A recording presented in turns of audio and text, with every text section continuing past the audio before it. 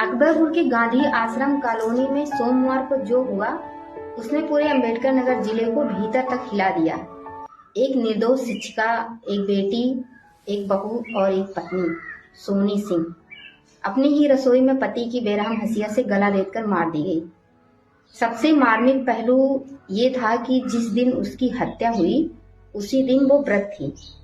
भूखे पेट पूजा पाठ के संकल्प के साथ दिन की शुरुआत करने वाली सोनी को शायद ये अंदाजा भी नहीं था कि शाम तक उसका जीवन हमेशा के लिए बुझा दिया जाएगा। कल्पना कीजिए उस पल की, रसोई में काम करती एक व्रतधारी महिला और पीछे से मौत बनकर आता उसका ही पति। चीखें, मिन्नतें, बचने की कोशिशें, लेकिन पति उमाशंकर सिंह सोनू का दिल पत्थर बन चुका था। उसने न सिर्फ अपनी पत्नी की जान ली बल्कि उसके सम्मान और विश्वास को भी निर्ममता से कुचल दिया। परिजनों के मुताबिक सोनी का अपराध बस इतना ही था कि उसका पति वर्षों से उस पर अवैध संबंध का शक करता था। चारित्रिक दोषारोपण, गाली गलौज और मारपीट उसकी रोजमर्रा की जिंदगी बन चुकी थी। साथ ही मायके की संपत्ति को लेकर उस पर लगातार दबाव डाला जा रहा था। 3 महीने पहले भी उमाशंकर ने सोनी को बुरी तरह पीटा था।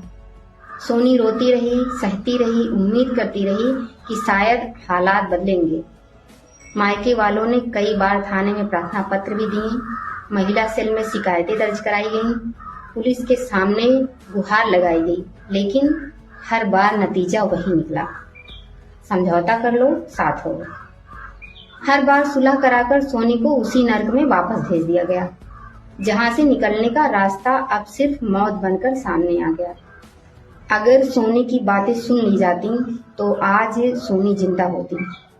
मंगलवार को मेडिकल कॉलेज में पोस्टमार्टम के दौरान का दृश्य इतना मार्मिक था कि पत्थर दिल इंसान की भी आंखें नम हो जाएं।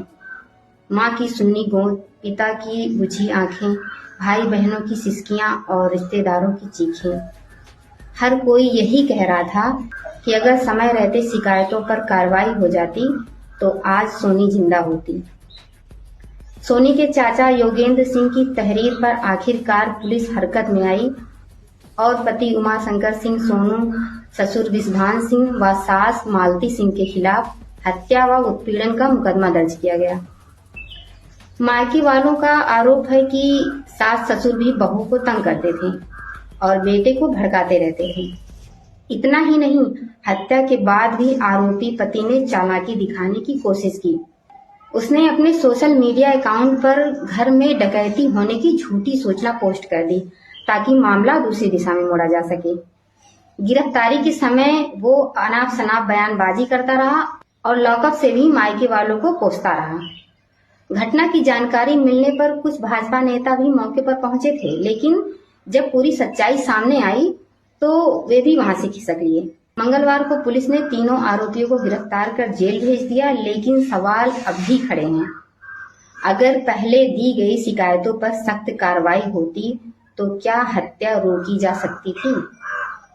क्या हर बार समझौता ही घरेलू हिंसा का समाधान है? सोनी अब लौटकर नहीं आएगी। एक व्रतधारी बेटी और एक समर्पित शिक्षिका का जीवन यूं ही खत्म हो गया। उसकी मौत व्यवस्था पर एक करारा तमाचा है। ये घटना चीख चीख कर कह रही है कि उत्पीड़न की शिकायतों को हल्के में मत लो, समझौतों का ढोंग बंद करो, पीड़ितों को समय रहते न्याय दो।